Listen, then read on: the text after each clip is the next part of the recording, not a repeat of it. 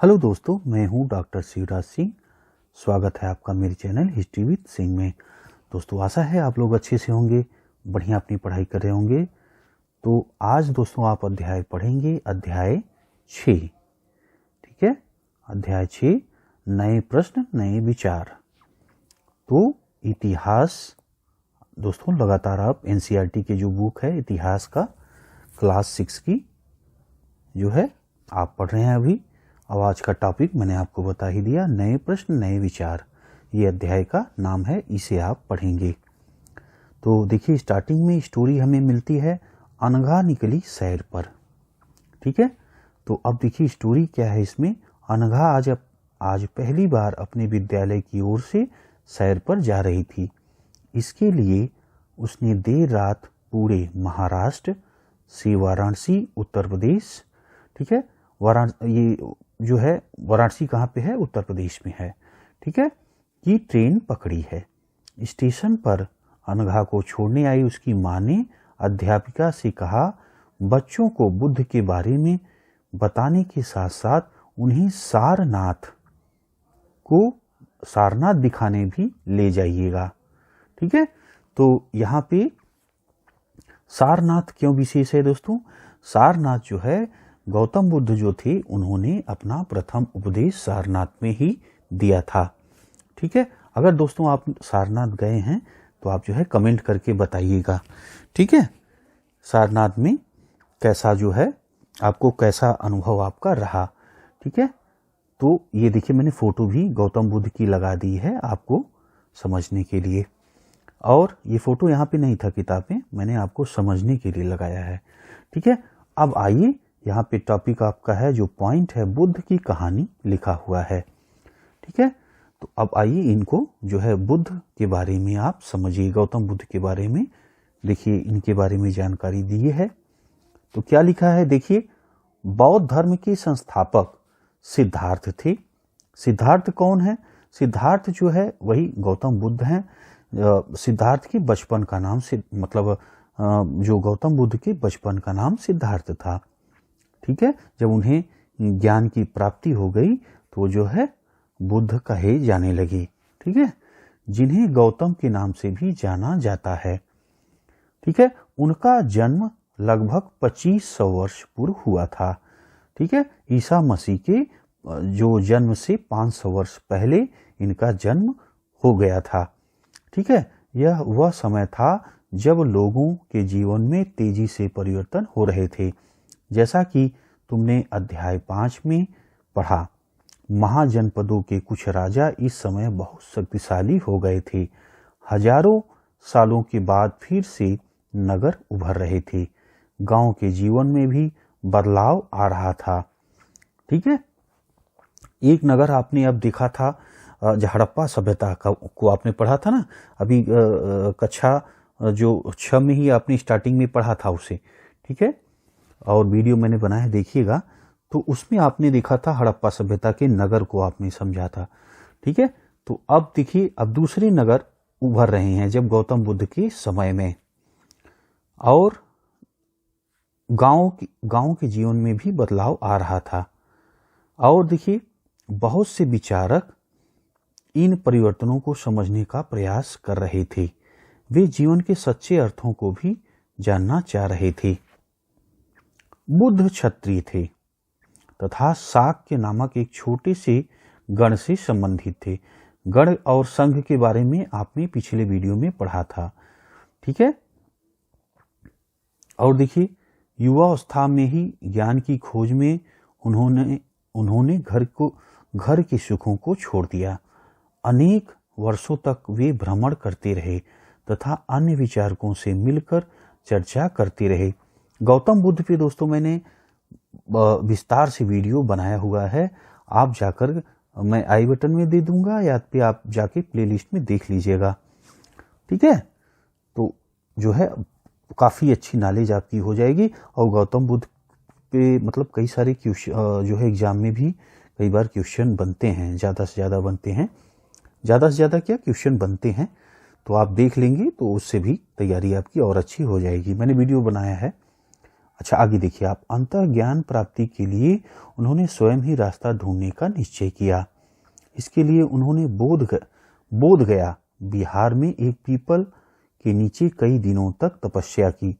अंततः उन्हें ज्ञान प्राप्त हुआ। इसके बाद से वे बुद्ध के रूप में जाने गए। यहाँ से वे वाराणसी के निकट स्थित सारनाथ गए, जहाँ उन्होंने पहली बार उपदेश दिया। कुशीनारा में मृत्यु के पहले का शेष जीवन उन्होंने पैदल ही एक स्थान से दूसरे स्थान यात्रा करने और लोगों को शिक्षा देने में व्यतीत किया। ठीक है, आइए आगे देखिए। बुद्ध ने शिक्षा दी कि यह जीवन कष्टों और दुखों से भरा हुआ है और ऐसा हमारी इच्छाओं और लालसाओं के कारण होती है। अब देखिए, इच्छा और जो लालसा है वो क्या पूरी होती है? अपने ही जीवन में आप देख लीजिए कि हम लोग एक इच्छा करते हैं और वो पूरी हो जाती है, फिर आगे दूसरी इच्छा करने लगता है ना। तो वही चीज जो है जीवन का है, जो हमेशा पूरी नहीं हो सकती। आप देखिए यहाँ लिखा भी है, ठीक है। कभी कभी हम जो चाहते हैं वो प्राप्त कर लेने के बाद भी संतुष्ट नहीं होते एवं अधिक वस्तुओं को पाने की इच्छा करने लगते हैं। बुद्ध ने इसे लिप्सा को तृष्णा कहा है। बुद्ध ने शिक्षा दी कि आत्मसंयम अपनाकर हम ऐसी लालसा से मुक्ति पा सकते हैं। ठीक है, तो अब देखिए, तृष्णा यानी वही लालच। तो लालच अगर हम जो है अपना खत्म कर दें तो जो है क्या होगा, दुखों से मुक्त हो जाएंगे। ठीक है, ये गौतम बुद्ध ने जो है कहा है। और देखिए यहां पे आगे क्या है, उन्होंने लोगों को दयालु होने तथा मनुष्यों के साथ साथ जानवरों के जीवन का भी आदर करने की शिक्षा दी। वे मानते थे कि हमारे कर्मों के परिणाम, चाहे वो अच्छे हों या बुरे, हमारे वर्तमान जीवन के साथ साथ बाद के जीवन को भी प्रभावित करते हैं। बुद्ध ने अपनी शिक्षा सामान्य लोगों की प्राकृतिक भाषा में दी।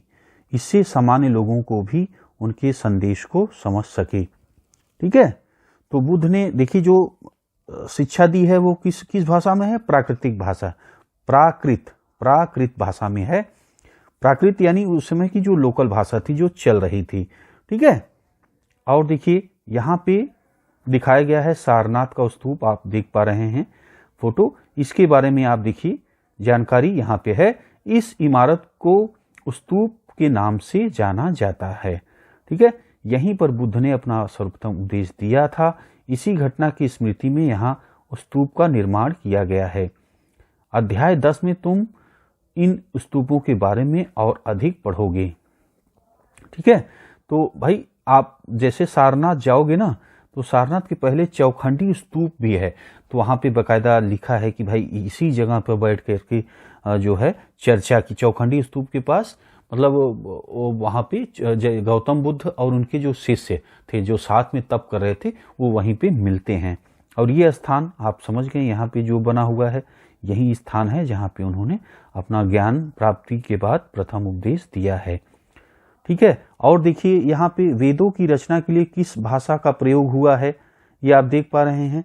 तो वेदों की रचना के लिए आपको याद है, मैंने बताया था संस्कृत भाषा का प्रयोग हुआ था ना, और वो भी आज की संस्कृत नहीं, उस समय की संस्कृत थोड़ी अलग है।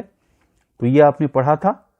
आगे देखिए, बुद्ध ने कहा कि लोग किसी शिक्षा को केवल इसलिए नहीं स्वीकार करें कि वह उनका उपदेश है, बल्कि वे उसे अपने विवेक से मापें। आओ देखो उन्होंने ऐसा किस प्रकार किया।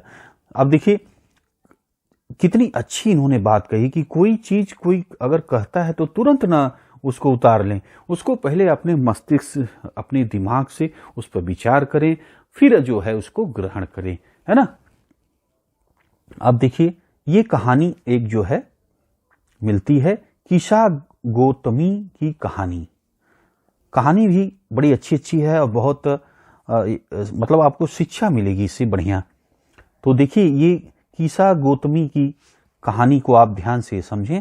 देखिए यह बुद्ध के विषय में एक प्रसिद्ध कहानी है। एक समय की बात है, कीशा गौतमी नामक एक स्त्री का पुत्र मर गया। इस बात से वह इतनी दुखी हुई कि वह अपने बच्चे को गोद में लिए नगर के सड़कों पर घूम घूम कर लोगों से प्रार्थना करने लगी कि कोई उसके पुत्र को जीवित कर दे। एक भला व्यक्ति उसे बुद्ध के पास ले गया। बुद्ध ने कहा, मुझे एक मुट्ठी सरसों के बीज लाकर दो, मैं तुम्हारे पुत्र को जीवित कर दूंगा। कीसा गौतमी बहुत प्रसन्न हुई, पर जैसे ही वह बीज लाने के लिए जाने लगी तभी बुद्ध ने उसे रोका और कहा, ये बीज एक ऐसे घर से मांग लाओ जहां किसी की मृत्यु न हुई हो। कीसा गौतमी एक दरवाजे से दूसरे दरवाजे गई, लेकिन वह जहां भी गई उसने पाया कि हर घर में किसी न किसी पिता, माता, बहन, भाई, पति, पत्नी, बच्चे, चाचा, चाची, दादा, दादी की मृत्यु हुई थी। ठीक है, तो भाई अब देखिए यहाँ पे क्या लिखा है, बुद्ध दुखी माँ को क्या शिक्षा देने का प्रयास कर रहे थे। ठीक है, तो क्या शिक्षा देने की प्रयास कर रहे थे कि भाई मृत्यु अटल है, ये होगी ही। ठीक है, इसे कोई रोक नहीं सकता, और न तो जैसे जन्म सत्य है वैसे मृत्यु भी सत्य है। यही जो है गौतम बुद्ध जो है बुद्ध जो थे वो शिक्षा देना चाह रहे थे उस दुखी माँ को। ठीक है, अब आइए आगे देखिए, एक नीले जो है यहां पे पहले आप इधर देख लें, उपनिषद पॉइंट, अगला पॉइंट है उपनिषद। इसके बारे में देखिए, इसी समय बहुत से दूसरे अन्य चिंतक भी दार्शनिक प्रश्नों का उत्तर ढूंढने का प्रयास कर रहे थे। उनमें से कुछ मृत्यु के बाद के जीवन के बारे में जानना चाहते थे, जबकि अन्य यज्ञों की उपयोगिता के बारे में जानने को उत्सुक थे। इनमें से अधिकांश चिंतकों का यह मानना था कि इस विश्व में कुछ तो है, ऐसा है जो स्थायी और जो मृत्यु के बाद भी बचा रहता है। भाई वाह, देखिए, और देखिए उन्होंने इसका वर्णन आत्मा तथा ब्रह्म अथवा सार्वभौम आत्मा के रूप में किया है। वे मानते थे कि अंततः आत्मा तथा ब्रह्म एक ही हैं। ठीक, ऐसे कई विचारों का संकलन उपनिषदों में हुआ है। उपनिषद उत्तर वैदिक ग्रंथों का हिस्सा थे। ठीक है, उपनिषद का शाब्दिक अर्थ है गुरु के समीप बैठना।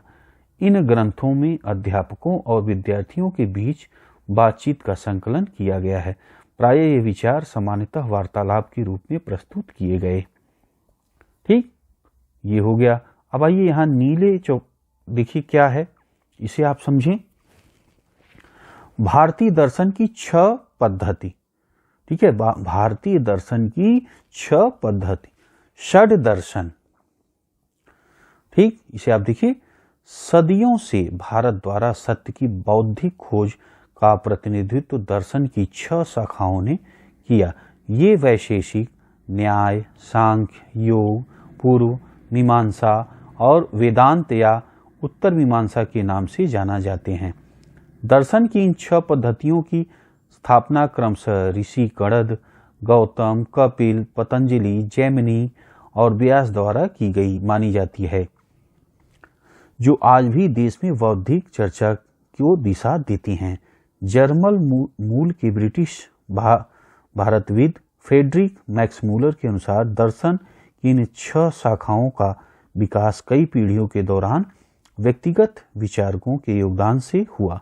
यद्यपि ये एक दूसरे से भिन्न दिखते हैं, तथापि सत्य की इनकी समझ में आधारभूत तालमेल दिखता है। ठीक है, अब देखिए कि स्टोरी और आ गई है, बुद्धिमान भिखारी। अब देखिए भाई, ये स्टोरी मजेदार है, पढ़ने में आपको भी मजा आएगा। देखिएगा, ध्यान से सुनिएगा। यह वार्तालाप छांदोग्य उपनिषद नामक प्रसिद्ध उपनिषद की एक कहानी पर आधारित है। ठीक है, देखिए, शौनक व प्रतारीण नामक 2 ऋषि सार्वभौम आत्मा की उपासना करते थे। एक बार जब ही वे भोजन करने के लिए बैठे, एक भिखारी आया और भोजन मांगने लगा। शौनक ने कहा, हम तुम्हें कुछ नहीं दे सकते। भिखारी ने पूछा, विद्वजन, आप किसकी उपासना करते हैं? अभिप्रतारिण ने उत्तर दिया, सार्वभौम आत्मा की। ओह, इसका मतलब आप यह जानते हैं कि यह सार्वभौम आत्मा संपूर्ण विश्व में विद्यमान है। ऋषियों ने कहा, हाँ हाँ, हम जानते हैं। भिखारी ने पूछा, अगर यह सार्वभौम आत्मा संपूर्ण विश्व में विद्यमान है तो यह मेरे अंदर भी विद्यमान है। मैं कौन हूँ? मैं इस विश्व का एक भाग ही तो हूँ। तुम सत्य बोलते हो युवा ब्राह्मण। इसलिए हे ऋषियों, मुझे भोजन न देकर आप उस सार्वभौम आत्मा को भोजन देने से मना कर रहे हैं। भिखारी की बात सच्चाई जानकर ऋषियों ने उसे भोजन दे दिया। देख रहे हैं आप, कितना बढ़िया तर्क दिया। अब आ जाइए आगे। इन चर्चाओं में भाग लेने वाले अधिकांशतः पुरुष ब्राह्मण तथा राजा होते थे। कभी कभी गार्गी, अपाला, घोषा, मैत्री जैसी स्त्री विचारकों का उल्लेख मिलता है, जो अपनी विद्वता के लिए जानी जाती थी और वाद विवाद में भाग लिया करती थी। निर्धन व्यक्ति इस तरह के वाद विवाद में बहुत कम ही हिस्सा लेते थे। इस तरह का प्रसिद्ध अपवाद सत्यकाम जाबाल का है। सत्यकाम जाबाल का नाम उसकी दासी माँ के नाम पर पड़ा। सत्यकाम के मन में सत्य जानने की तीव्र जिज्ञासा उत्पन्न हुई। गौतम नामक एक ब्राह्मण ने उन्हें अपने विद्यार्थी के रूप में स्वीकार किया तथा वह अपने समय के सर्वाधिक प्रसिद्ध विचारकों में एक बन गया। उपनिषद के कई विचारों का विकास बाद में प्रसिद्ध विचारक शंकराचार्य के द्वारा किया गया, जिनके बारे में तुम कक्षा 7 में पढ़ोगी। ठीक है, अब आगे देखिए। अगला पॉइंट आया है व्याकरणविद पाणिनि।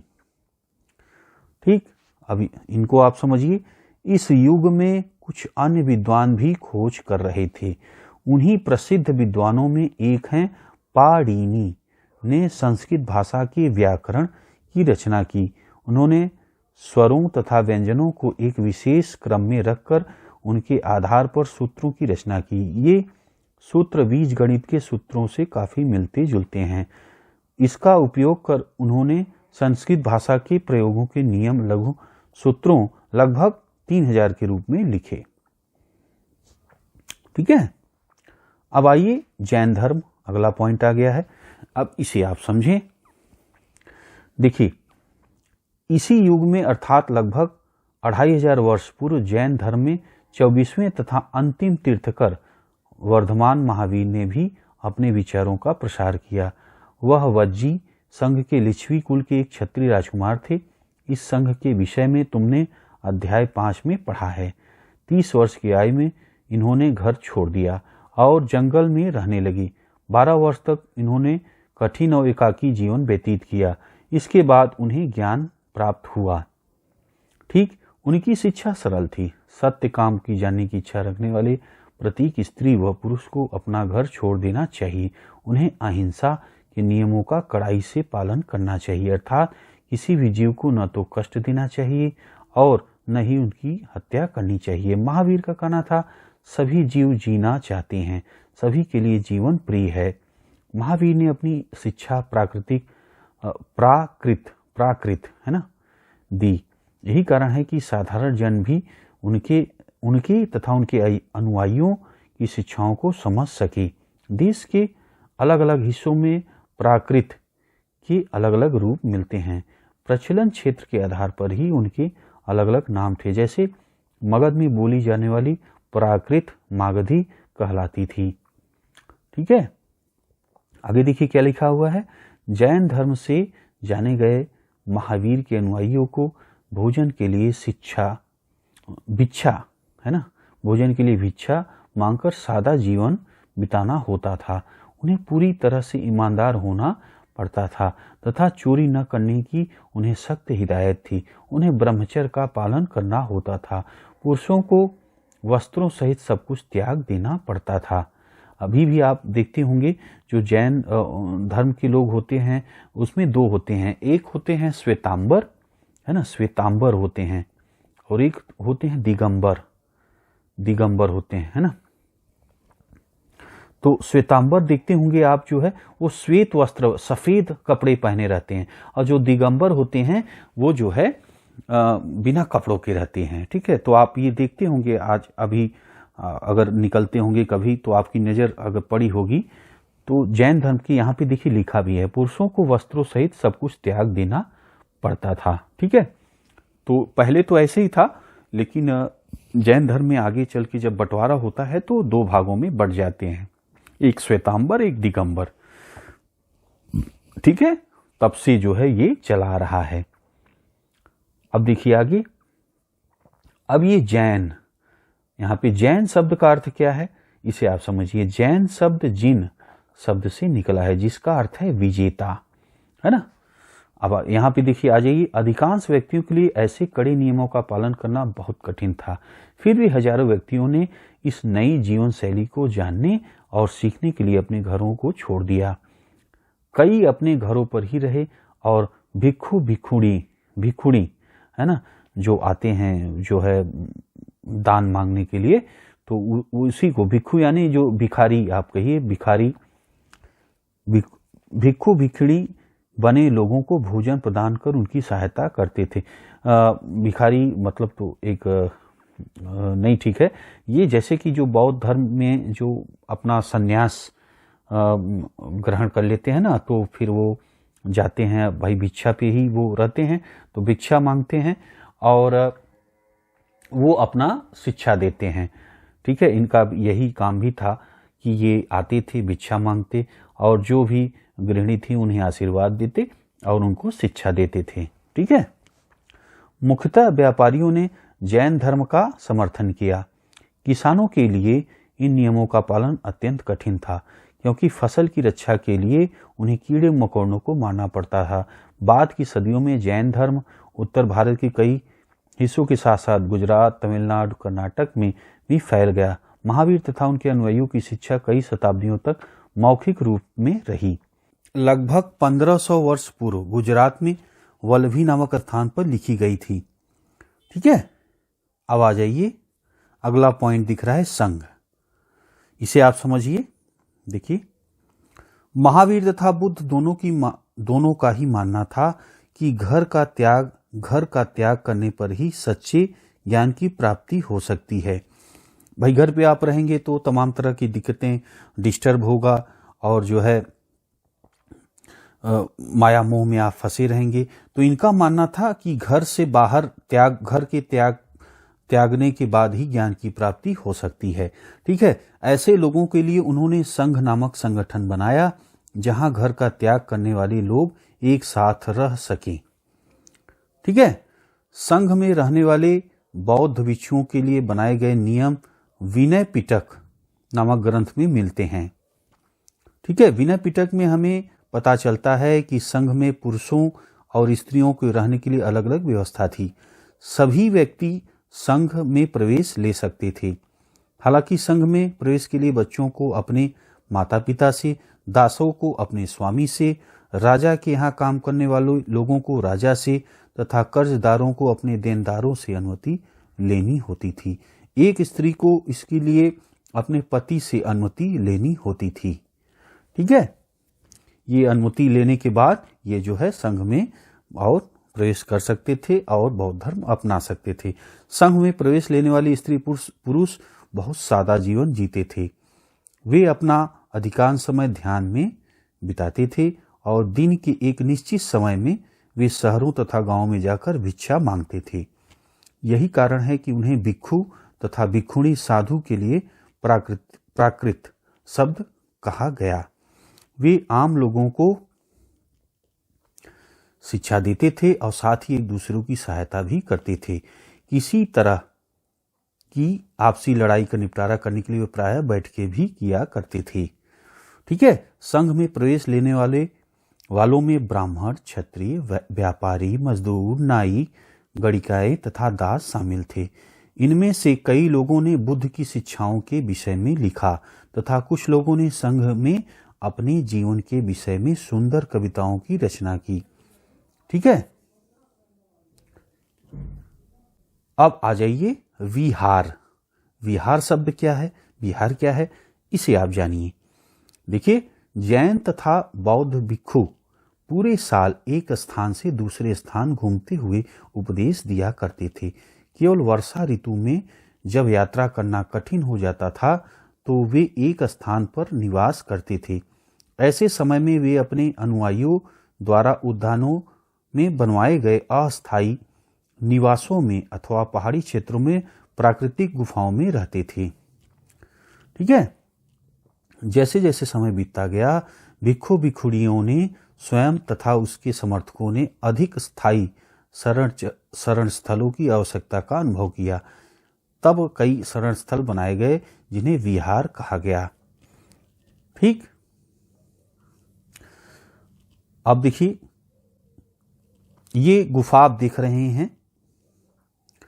ठीक है। पहाड़ी काटकर बनाई गई है ये गुफा आप देख रहे हैं। यह कार्ले जो है वर्तमान महाराष्ट्र में स्थित एक गुफा है। ठीक है।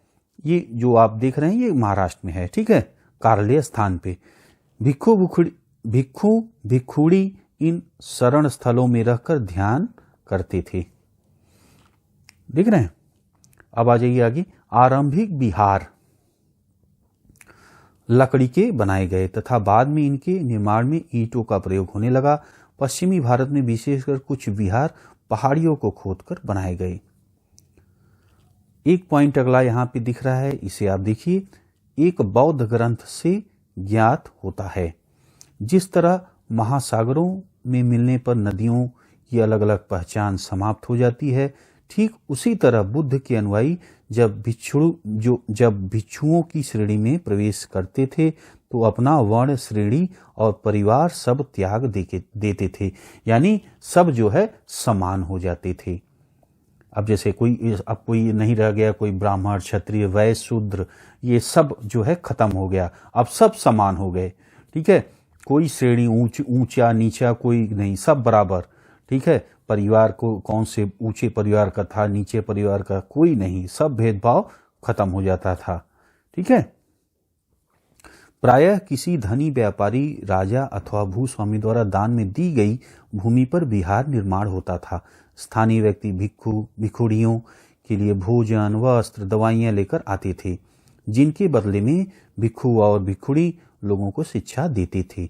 आगे आने वाले शताब्दियों में बौद्ध धर्म उपमहाद्वीप के विभिन्न हिस्सों के साथ साथ बाहरी क्षेत्रों में भी फैल गया। आगे देखिए, इस समय बौद्ध धर्म एक नई धारा महायान, ठीक है, महायान का विकास हुआ। इसकी दो मुख्य विशेषताएं थी। पहले, मूर्तियों में बुद्ध की उपस्थिति सिर्फ कुछ संकेतों के माध्यम से दर्शाई जाती थी। मिसाल के तौर पर उनका निर्माण प्राप्ति को पीपल के पेड़ की मूर्ति द्वारा दर्शाया जाता था, पर अब बुद्ध की प्रतिमाएं बनाई जाने लगी। इनमें अधिकांश मथुरा में और कुछ तक्षशिला में बनाई जाने लगी। ठीक है। आगे देखिए, दूसरा परिवर्तन बोधिसत्व में आस्था को लेकर आया। बोधिसत्व उन्हें कहते हैं जो ज्ञान प्राप्ति के बाद एकांतवास करते हुए ध्यान साधना कर सकते थे, लेकिन ऐसा करने के बजाय वे लोगों को शिक्षा देने और मदद करने के सांसारिक परिवेश में रहना ठीक समझने लगे। धीरे धीरे बोधिसत्व की पूजा काफी लोकप्रिय हो गई और पूरे मध्य एशिया, चीन और बाद में कोरिया तथा जापान तक फैल गई। ठीक है। बौद्ध धर्म का प्रसार पश्चिमी दक्षिणी भारत में हुआ, जहां बौद्ध भिक्षुओं के रहने के लिए पहाड़ों में दर्जनों गुफाएं खोदी गईं।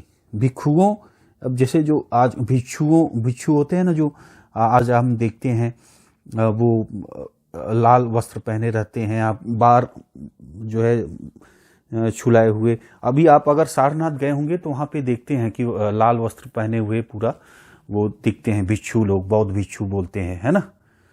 तो ये हो गए, वही भिक्षु रहने के लिए पहाड़ों दर्जन जो है गुफाएं खोदी गई। ठीक है। तो और देखिए, बौद्ध धर्म दक्षिण पूर्व की ओर श्रीलंका, म्यांमार, थाईलैंड, इंडोनेशिया सहित दक्षिण पूर्व एशिया के अन्य भागों में भी फैला। थेरवाद नामक बौद्ध धर्म का आरंभिक रूप इन क्षेत्रों में कहीं अधिक प्रचलित था। ठीक है, बौद्ध भिक्षु को आप लोग समझ गए ना भाई। ये बस वही लाल वस्त्र ऐसे ही पहने रहते हैं पूरा, और देखे होंगे आप, ये तो कॉमन है हर जगह, टीवी इत्यादि में, है ना। और जो आ जाइए आगे, तीर्थयात्री। अब तीर्थयात्री पॉइंट को समझिए। तीर्थयात्री वे स्त्री पुरुष होते हैं जो प्रार्थना के लिए पवित्र स्थानों की यात्रा किया करते हैं। इसी तरह भारत की यात्रा पर आए चीनी बौद्ध तीर्थयात्री फा शियेन काफी प्रसिद्ध हैं। वह करीब 1600 साल पहले आया। स्वयं त्सांग है ना, 1400 साल पहले भारत आया। उसके करीब 50 साल बाद इत्सिंग आया। वे सब बुद्ध के जीवन से जुड़ी जगहों, प्रसिद्ध मठों को देखने के लिए भारत आए थे। ठीक है, इनमें से प्रत्येक तीर्थयात्री ने अपनी यात्रा का वर्णन लिखा। अब देखिए, ये सब जो यात्रा विवरण लिखे हैं, इनसे भी हमें एक अच्छे स्रोत प्राप्त होता है, जिससे कि हमें काफी जानकारी मिलती है। ठीक है, तो यात्रियों का जो भारत आगमन हुआ है, उनसे भी हमें काफी फायदा हुआ है। इनकी जो स्टोरी है, जो ये लिखते हैं, उनसे भी उस समय की जीवन के बारे में काफी कुछ हमें जो है जानकारी प्राप्त होती है। इन्होंने अपनी यात्रा के दौरान आई मुश्किलों के बारे में भी लिखा। इन यात्राओं में कई वर्ष लग जाया करते थे। जिन देशों और मठों में उन्होंने देखा, उनके बारे में उन्होंने लिखा। उन किताबों के बारे में भी उन्होंने लिखा जिन्हें वे अपने साथ ले गए। ठीक है, अब आ जाइए अगला पॉइंट, नालंदा, शिक्षा का एक विशिष्ट केंद्र। अब नालंदा जो उस समय था विश्वविद्यालय, आइए अब उसके बारे में समझिए। आप नालंदा विश्वविद्यालय ये पढ़ते होंगे, कई बार पेपर में भी आपको दिखता होगा, है ना। तो आइए इसके बारे में जानिए। देखिए, स्वयं त्सांग तथा अन्य तीर्थयात्रियों ने उस समय के सबसे प्रसिद्ध बौद्ध विद्या केंद्र नालंदा बिहार में अध्ययन किया। ये कहाँ पे है जो है नालंदा बौद्ध विद्या केंद्र? ये था बिहार में। ठीक है, उसने नालंदा के बारे में लिखा है। यहाँ के शिक्षक योग्यता तथा बुद्धि में सबसे आगे हैं। बुद्ध के उपदेशों का वह पूरी ईमानदारी से पालन करते हैं। मठ के नियम काफी सख्त हैं, जिन्हें सबको मानना पड़ता है। पूरे दिन वाद विवाद चलते ही रहते हैं, जिससे युवा और वृद्ध दोनों ही एक दूसरे की मदद करते हैं। विभिन्न शहरों में से विद्वान लोग अपनी शंकाएं दूर करने यहाँ आते हैं। नए आगंतुकों से पहले द्वारपाल ही कठिन प्रश्न पूछते हैं। उन्हें अंदर आने की अनुमति नहीं तभी मिलती है जब ये द्वारपाल को सही उत्तर दे पाते हैं। 10 में से 7-8 सही उत्तर नहीं दे पाते हैं। ठीक है, स्वयं त्सांग नालंदा में क्यों पढ़ना चाहता था, कारण बताओ। तो भाई ये आपने पढ़ लिया तो समझ ही गए होंगे। ठीक है, अब आ जाइए अगला पॉइंट, जीवन का चरण, आश्रम व्यवस्था।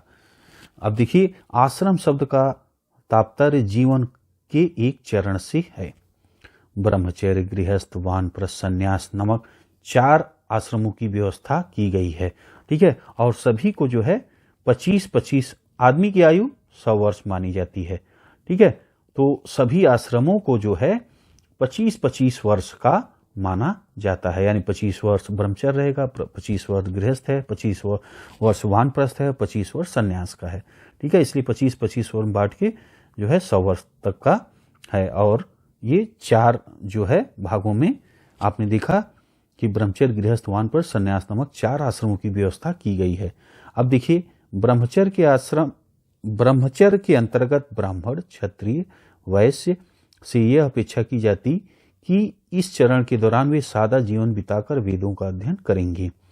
गृहस्थ आश्रम के अंतर्गत उन्हें विवाह का एक गृहस्थ के रूप में रहना होता था। ठीक है, वानप्रस्थ के अंतर्गत उन्हें जंगल में रहकर साधना करनी थी। अंत में उन्हें सब कुछ त्याग कर सन्यासी बन जाना था। ठीक है, तो ये हो गया आपका चौथा, सन्यास। अब देखिए, आश्रम व्यवस्था ने लोगों को अपने जीवन का कुछ हिस्सा ध्यान में लगाने पर बल दिया। ठीक, तो भाई ये आपका क्लियर हो गया।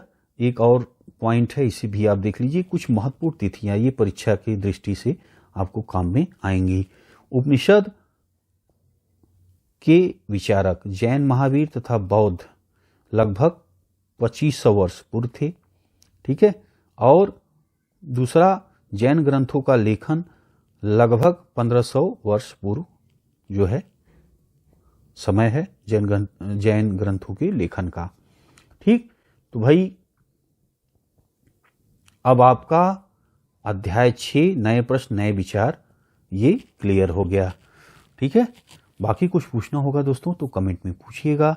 ठीक है, वीडियो यहाँ तक देखा है आपने तो भाई पक्का अच्छा आपको लगा है तो लाइक करते हुए जाइएगा, दोस्तों में शेयर कर दीजिएगा जिससे कि उनकी भी पढ़ाई में कुछ मदद हो सके।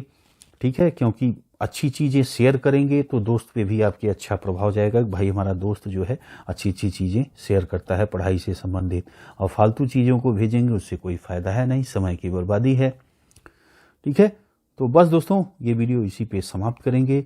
वीडियो आपने देखा इसके लिए आपका बहुत बहुत धन्यवाद।